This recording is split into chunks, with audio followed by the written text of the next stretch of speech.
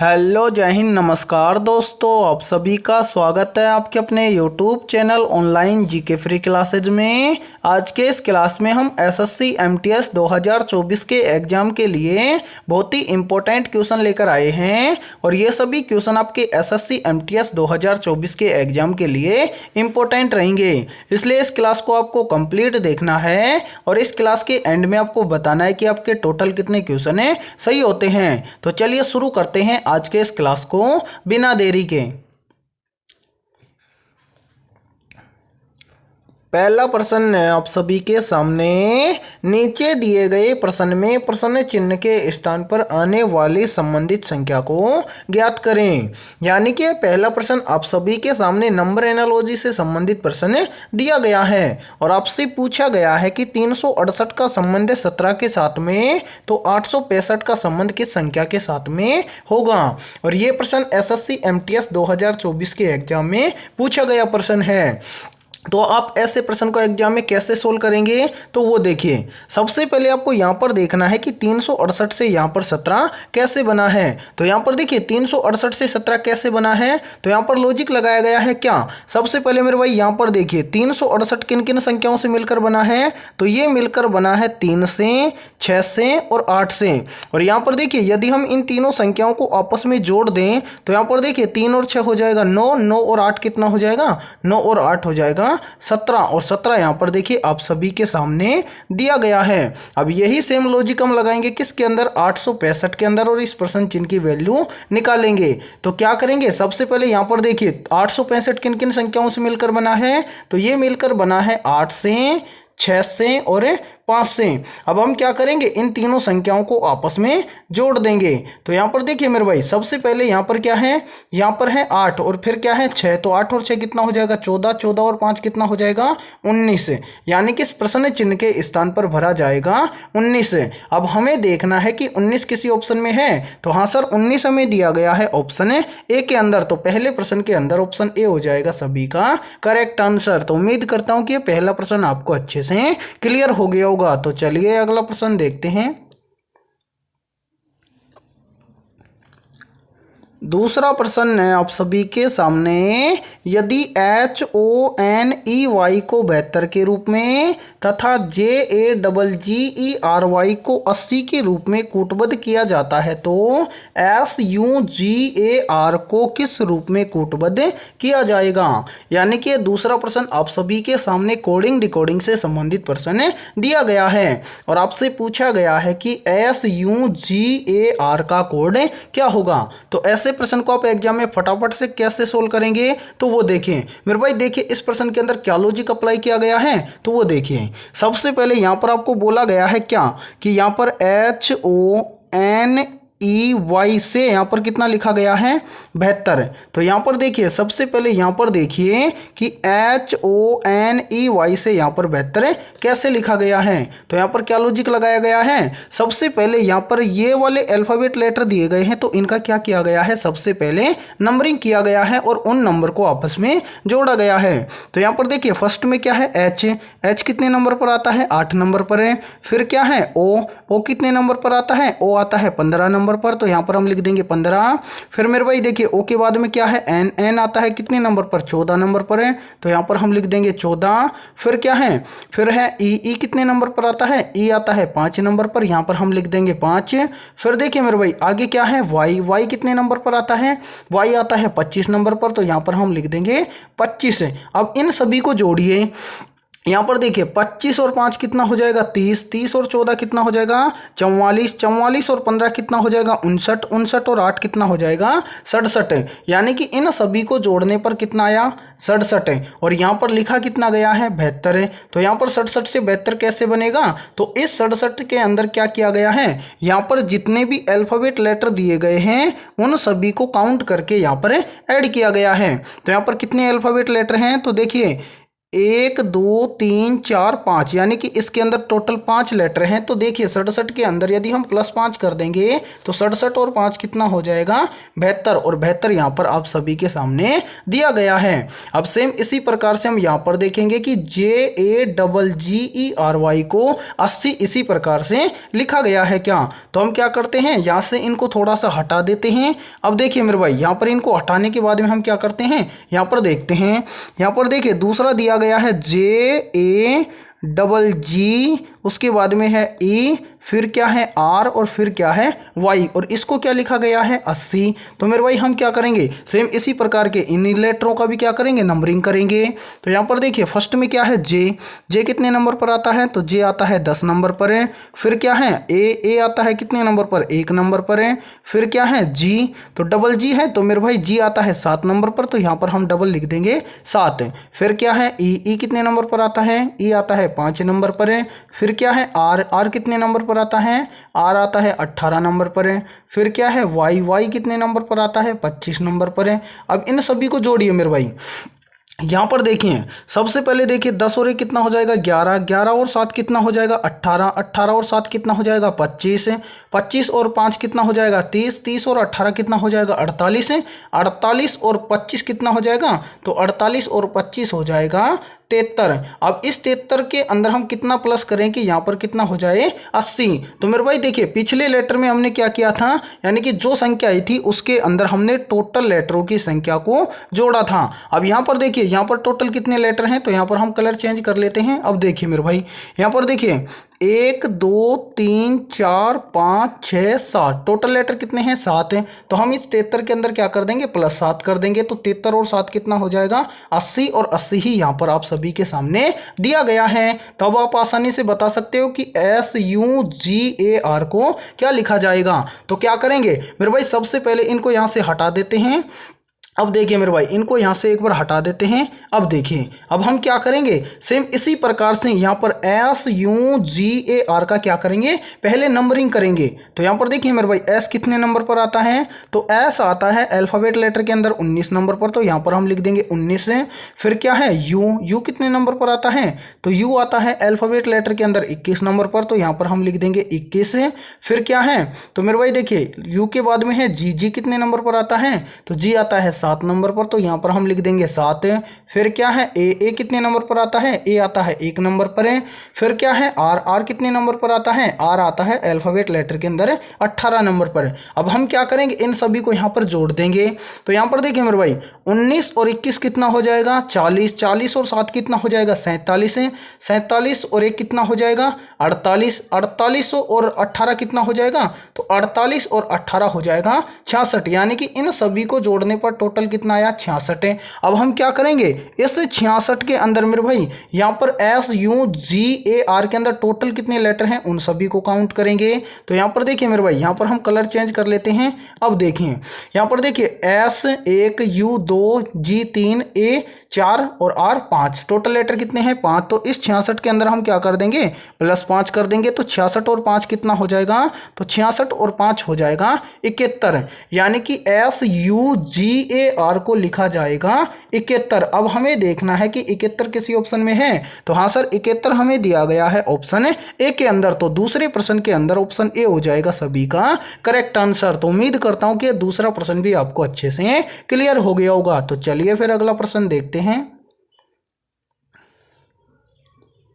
तीसरा प्रश्न है आप सभी के सामने, उस वैनारेख का चयन कीजिए जो निम्नलिखित वर्गों के बीच संबंध को सर्वोत्तम रूप से दर्शाता है। यानी कि तीसरा प्रश्न आप सभी के सामने वेन डायग्राम से संबंधित प्रश्न दिया गया है और आपसे पूछा गया है कि जानवर बिल्ली और कुत्ते का सही वेन डायग्राम कैसा बनेगा। तो मेरे भाई देखिए जब भी आपको SSC MTS के एग्जाम में वेन डायग्राम से संबंधित प्रश्न दिया जाए तो आप कैसे सोल्व करेंगे। तो सबसे पहले आपको क्या करना है, जिन शब्दों से आपको आपको वेन डायग्राम तैयार करना है तो उन शब्दों को आपको ध्यान से देखना है और ये पता लगाना है कि उन शब्दों के बीच में कोई संबंध है क्या। जैसे मेरे भाई यहाँ पर देखिए, यहाँ पर आप सभी के सामने शब्द दिया गया है जानवर, फिर दिया गया है बिल्ली और फिर दिया गया है कुत्ते। तो इनसे हमें वेन डायग्राम बनाना है। तो सबसे पहले हम देखेंगे कि इन तीनों शब्दों में आपस में कोई रिलेशन है क्या। तो सबसे पहले है जानवर और जानवरों के बाद में क्या है बिल्ली। तो क्या जानवर और बिल्ली के बीच में कोई संबंध है? तो हाँ सर, जानवर और बिल्ली के बीच में संबंध है। क्या संबंध है? तो जो बिल्ली होता है ये जानवर की श्रेणी में आता है। फिर सेम इसी प्रकार से मेरे भाई हम देखेंगे जानवर और कुत्ते के बीच में रिलेशन है। तो क्या जानवर और कुत्ते के बीच में रिलेशन है? तो हाँ सर, जानवर और कुत्ते के बीच में भी रिलेशन है। क्या रिलेशन है? तो जो कुत्ते होते हैं ये भी जानवर की श्रेणी में आते हैं। अब मेरे भाई यहाँ पर देखिए, उसके बाद में हम क्या करेंगे, यहाँ पर देखेंगे कि बिल्ली और कुत्ते इन दोनों के बीच में कोई रिलेशन है। तो नहीं सर, कुत्ता और बिल्ली इन दोनों के बीच में कोई रिलेशन नहीं है, यानी कि कुत्ता अलग है बिल्ली अलग है। अब इतना पता हमें चल गया है। अब हम क्या करेंगे, अब हम इनके लिए बनाएंगे वेन डायग्राम। वेन डायग्राम कैसे बनाएंगे तो वो देखिए। सबसे पहले मेरे भाई देखिए, बिल्ली क्या है? जानवर। कुत्ता भी क्या है? जानवर। तो इनमें से कॉमन क्या हो जाएगा? जानवर। तो पहला आरेख हम बनाएंगे किसके लिए? जानवर के लिए। तो पहला आरेख हमारा हो जाएगा जानवर के लिए। ठीक है। अब यहाँ पर देखिए, जानवर के बाद में क्या है? बिल्ली। बिल्ली किसके अंदर आएगी? जानवर के अंदर। तो यहाँ पर देखिए दूसरा गोला हम बना देंगे बिल्ली के लिए। अब बिल्ली के बाद में क्या है? कुत्ते। तो कुत्ते भी कहाँ पर आएंगे? कुत्ते भी देखिए जानवर होते हैं, तो कुत्ते भी आएंगे जानवर की श्रेणी में। ठीक है। अब कुत्ते और बिल्ली दोनों क्या हैं? अलग अलग हैं। तो यहाँ पर देखिए कुत्ता अलग है और बिल्ली अलग है। ठीक है। तो आपका 100% सही वेन डायग्राम बनेगा इस प्रकार से। अब आपको देखना है कि ऐसा वेन डायग्राम किसी ऑप्शन में है। तो हाँ सर, ऐसा वेन डायग्राम हमें दिया गया है ऑप्शन ए के अंदर। तो तीसरे प्रश्न के अंदर ऑप्शन ए हो जाएगा सभी का करेक्ट आंसर। तो उम्मीद करता हूं कि ये तीसरा प्रश्न भी आपको अच्छे से क्लियर हो गया होगा। तो चलिए फिर अगला प्रश्न देखते हैं। चौथा प्रश्न है आप सभी के सामने, दिए गए समीकरण को सही करने के लिए किन दो संख्याओं को आपस में परस्पर बदल देना चाहिए। यानी कि यहाँ पर हमें बताना है कि इस समीकरण के अंदर हम किन दो संख्याओं को आपस में परस्पर बदल दें कि ये समीकरण सोल्व हो जाए। तो ऐसे प्रश्न को आप एसएससी एमटीएस के एग्जाम में कैसे सोल्व करेंगे फटाफट से, तो वो देखिए। इसके लिए मेरे भाई क्या करना होता है, सेम इसी प्रकार से यहाँ पर आप सभी के सामने 4 विकल्प दिए गए हैं। तो इन चारों विकल्पों में से एक एक विकल्प को आपको रखकर चेक करना होता है। लेकिन यहाँ पर हम आपका टाइम खराब नहीं करेंगे। यहाँ पर हम क्या करेंगे, ऑप्शन बी को चूज करेंगे, क्योंकि ऑप्शन बी यहाँ पर करेक्ट आंसर हो जाएगा। अब हम करेंगे क्या मेरे भाई, यहाँ पर देखिए ऑप्शन बी में हमें दिया गया है 2 और 4। तो हम क्या करेंगे, 2 के स्थान पर तो 4 को रखेंगे और 4 के स्थान पर 2 को रखेंगे और ये समीकरण क्या हो जाएगा, सोल्व हो जाएगा। तो देखिए मेरे भाई, समीकरण को सोल्व करके देखते हैं। फर्स्ट में क्या है, 10 है। 10 के बाद में क्या है, प्लस है। प्लस के बाद में क्या है, 2 है। अब 2 के स्थान पर क्या रखेंगे, 4 रखेंगे। तो यहाँ पर हम रख देंगे 4। फिर क्या है, गुणा। गुणा के बाद में क्या है, 12। तो यहाँ पर हम रखेंगे 12। फिर है भाग। तो यहाँ पर हम रख देंगे भाग। फिर है 6। 6 के बाद में है माइनस। माइनस के बाद में है 4। अब 4 के स्थान पर क्या रखेंगे, 4 के स्थान पर रख देंगे 2। अब देखते हैं कि इस समीकरण को हम सोल्व करेंगे तो क्या इसके बराबर में 16 आता है क्या। तो मेरे भाई यहाँ पर देखिए, इस समीकरण को हम सोल्व करेंगे बोर्डमास के नियम के अकॉर्डिंग। बोर्डमास का नियम ये बोलता है कि सबसे पहले हम सोल्व करते हैं ब्रैकेट को, लेकिन इस समीकरण में ब्रैकेट नहीं है तो ब्रैकेट को छोड़ देंगे। उसके बाद में देखिए, ब्रैकेट के बाद में सोल्व होता है भाग। तो यहाँ पर देखिए मेरे भाई, भाग देंगे हम 6 का देंगे भाग किसके अंदर, 12 के अंदर है। ठीक है। अब यहाँ पर देखिए फर्स्ट में है क्या, 10। उसके बाद में क्या है, प्लस। उसके बाद में है 4। फिर है गुणा। अब देखिए 6 का भाग 12 में देंगे तो यहाँ पर कितना आ जाएगा, 2। उसके बाद में देखिए क्या है, माइनस। फिर है 2 और बराबर में कितना आना चाहिए, 16। अब यहाँ पर देखिए भाग के बाद में क्या करते हैं, गुणा करते हैं। तो यहाँ पर देखिए फर्स्ट में है 10, उसके बाद में प्लस से गुणा करेंगे 4 और 2 का। तो 4 दूना कितना हो जाएगा, 8। तो यहाँ पर हो जाएगा 8। फिर बच जाएगा कितना, माइनस का 2 और बराबर में कितना आ जाएगा, 16। अब देखिए मेरे भाई, इसको यहाँ पर सोल्व करिए। यहाँ पर क्या है, यानी कि 10 है और यहाँ पर क्या है, 8 है। यानी कि गुणा करने के बाद में हम करेंगे प्लस। तो यहाँ पर प्लस का 10 है और प्लस का 8 है। तो 10 और 8 कितना हो जाएगा, 18। फिर क्या है, माइनस का 2 है। तो यहाँ पर हम कर देंगे -2 और बराबर में कितना है, 16। अब देखिए मेरे भाई 18 में से 2 चला जाएगा तो यहाँ पर कितना बच जाएगा 16, और इधर कितना हो गया 16, यानी कि RHS पद और LHS पद दोनों क्या हो गए बराबर हो गए। तो यहाँ पर आपका करेक्ट आंसर हो जाएगा ऑप्शन बी। यानी कि इस समीकरण में यदि हम ऑप्शन बी की संख्याओं को रख देते हैं तो ये समीकरण क्या हो जाएगा सोल्व हो जाएगा। तो उम्मीद करता हूं कि चौथा प्रश्न भी आपको अच्छे से क्लियर हो गया होगा। तो चलिए फिर अगला प्रश्न देखते हैं। पांचवा प्रश्न है आप सभी के सामने। एक ही पासे के 4 अलग अलग स्थान दिखाए गए हैं जिनमें से 6 फलक 1 से 6 तक गिने गए हैं। उस संख्या का चयन करें जो एक संख्या वाले फलक के विपरीत फलक पर होगी। यानी कि पांचवा प्रश्न आप सभी के सामने डाइस यानी कि पासे से संबंधित प्रश्न दिया गया है। तो ऐसे प्रश्न को आप SSC MTS के एग्जाम में कैसे सोल्व करेंगे तो वो देखिए। इसके लिए बहुत ही शानदार ट्रिक है। ट्रिक क्या है तो वो देखिए। यदि ये ट्रिक आपको याद है तो आप पासे वाले प्रश्न को मात्र 2 से 3 सेकंड में सोल्व करोगे। तो देखिए मेरे भाई हम इस प्रश्न को आपको 2 तरीके से सोल्व करना सिखाएंगे। तो वो देखिए, पहला तरीका है हमारा क्या, सबसे पहले तरीके में हम लेंगे इन चारों डाइस में से 2 डाइस। जैसे हम यहाँ पर ले लेते हैं पहला डाइस और यहाँ पर दूसरा डाइस। ठीक है मेरे भाई, ये हो जाएगा तीसरा डाइस और ये हो जाएगा चौथा डाइस। हम ले रहे हैं 2 डाइस यानी कि पहला और दूसरा। अब हम क्या करेंगे, इन दोनों डाइस के अंदर कॉमन संख्या देखेंगे। जैसे यहाँ पर देखिए पहले डाइस के अंदर यहाँ पर 5 है और दूसरे डाइस में यहाँ पर 5 है, तो ये दोनों क्या है कॉमन संख्या। तो यहाँ पर हम लिख लेते हैं 5 और उसके बाद में यहाँ पर 5। अब हम क्या करेंगे, एक एक डाइस के अंदर क्लॉकवाइज चलेंगे यानी कि घड़ी की सुई की दिशा में चलेंगे। तो देखिए पहले डाइस में 5 के बाद में क्या है 1, तो यहाँ पर हम लिख देंगे 5 के बाद में 1। फिर देखिए 1 के बाद में क्या है 4, तो यहाँ पर देखिए 1 के बाद में हो जाएगा 4। अब सेम इसी प्रकार से दूसरे डाइस में क्लॉकवाइज चलेंगे। तो 5 के बाद में देखिए क्या है 3, तो यहाँ पर देखिए 5 के बाद में हम लिख देंगे 3। फिर देखिए 3 के बाद में क्या है 6, तो यहाँ पर हम लिख देंगे 3 के बाद में 6। अब यहाँ पर देखिए मेरे भाई ये संख्याएं एक दूसरे के क्या होंगी विपरीत, यानी कि 4 के विपरीत क्या होगा 6 होगा, 1 के विपरीत क्या होगा 3 होगा। अब ये मत बोलना कि 5 के विपरीत 5 हो गया क्या, यानी कि यहाँ पर क्या होती है 1 से 6 संख्याएं। अब यहाँ पर देखिए 1 से 6 तक की संख्याओं में कौन सी संख्या छूट गई 2, तो यहाँ पर देखिए 5 के विपरीत हो जाएगा 2। अब आपसे क्या पूछा गया है, आपसे पूछा गया है कि 1 के विपरीत क्या होगा। तो यहाँ पर देखिए 1 के विपरीत क्या दिया गया है 3, तो यहाँ पर हो जाएगा 1 के विपरीत 3। अब हमें देखना है कि किसी ऑप्शन में 3 है, तो यहाँ पर देखिए ऑप्शन ए में हमें दिया गया है 3, तो यहाँ पर पांचवें प्रश्न के अंदर ऑप्शन ए हो जाएगा सभी का करेक्ट आंसर। तो उम्मीद करता हूं कि पांचवा प्रश्न आपको अच्छे से क्लियर हो गया होगा। ये तो था हमारा पहला तरीका। अब देखिए इससे भी आसान तरीका है दूसरा।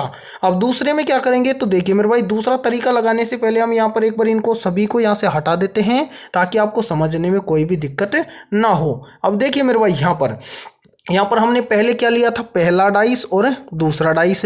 अब हम क्या करेंगे, यहाँ पर पहला और दूसरा डाइस नहीं लेंगे, हम यहाँ पर लेंगे तीसरा डाइस और यहाँ पर लेंगे चौथा डाइस। अब यहाँ पर हमें क्या करना है, सेम इसी प्रकार से कॉमन संख्या देखनी है। तो यहाँ पर देखिए मेरे भाई यहाँ पर कॉमन संख्या दिख रही है, तो हाँ सर बिल्कुल हमें कॉमन संख्या दिख रही है क्या।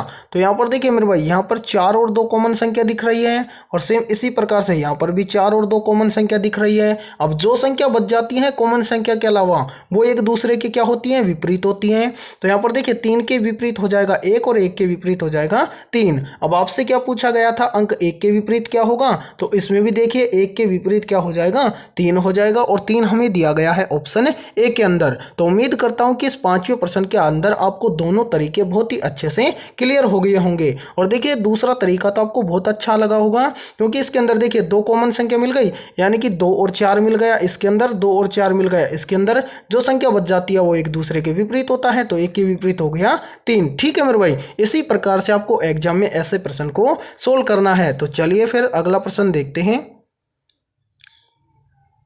छठा प्रश्न है आप सभी के सामने, और ये छठा प्रश्न आप सभी के सामने कथन निष्कर्ष से संबंधित प्रश्न दिया गया है। तो मेरे भाई ऐसे प्रश्न को आप SSC MTS के एग्जाम में कैसे सोल्व करेंगे, तो वो देखिए कथन निष्कर्ष वाले संबंध यानी कि कथन निष्कर्ष से संबंधित प्रश्न जो हमें एग्जाम में दिया जाता है उसको हमें कैसे सोल्व करना है। तो ऐसे प्रश्न को हम सोल्व करेंगे सेम वेन डायग्राम की तरह, यानी कि कथन से हमें एक छोटा सा वेन डायग्राम बनाना है और निष्कर्ष के अंदर जो हमसे पूछा गया है उनका हमें आंसर देना है। तो देखिए मेरे भाई कथन में हमें बोला गया है क्या, कुछ सेव संतरे हैं। तो यहाँ पर देखिए यहाँ पर ये क्या हो जाएगा, ये हो जाएगा सेव। तो यहाँ पर हम लिख देते हैं मेरे भाई क्या, सेव। ठीक है, अब इसी प्रकार से आगे क्या पूछा गया है कि कुछ सेव क्या है, संतरे। तो यहाँ पर इसका कुछ हिस्सा हम ले लेंगे किसके लिए, संतरे के लिए। तो ये हो जाएगा मेरे भाई क्या, संतरे। तो यहाँ पर हम लिख देते हैं संतरे। ठीक है, अब इसी प्रकार से देखिए इस कथन के अंदर दूसरा कथन क्या बोल रहा है कि सभी संतरे फल हैं। अब यहाँ पर ये जितने भी संतरे हैं ये सभी संतरे क्या हैं, तो यहाँ पर ये सभी संतरे हो जाएंगे क्या, फल। तो यहाँ पर हम लिख देते हैं मेरे भाई फल।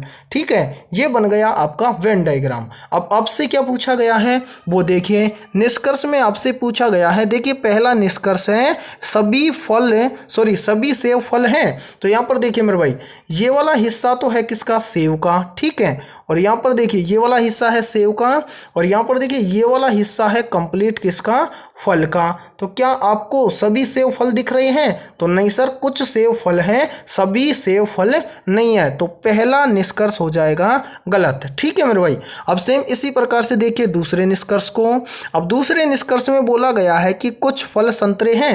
तो यहाँ पर देखिए मेरे भाई ये वाला, एक मिनट हम कलर चेंज कर लेते हैं ताकि समझने में आपको कोई भी दिक्कत ना हो।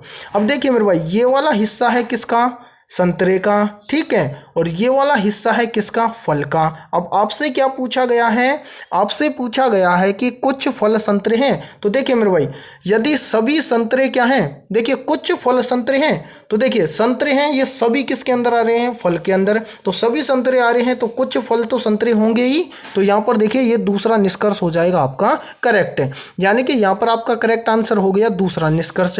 अब आंसर आप कैसे देंगे, तो यहाँ पर देखिए पहला तो गलत था, दूसरा सही है। तो यहाँ पर आप ऑप्शन बी को टिक करेंगे। क्यों, क्योंकि यहाँ पर केवल निष्कर्ष दो अनुसरण करता है। तो यानी कि जो कथन में बोला गया है और निष्कर्ष में जिसके अंदर हमने आंसर दिया है, तो उसके अकॉर्डिंग यहाँ पर होगा ऑप्शन बी करेक्ट आंसर। तो उम्मीद करता हूँ छठा प्रश्न आपको अच्छे से क्लियर हो गया होगा। ठीक है, तो चलिए फिर मिलते हैं ऐसे ही बेहतरीन क्वेश्चनों के साथ नेक्स्ट क्लास में।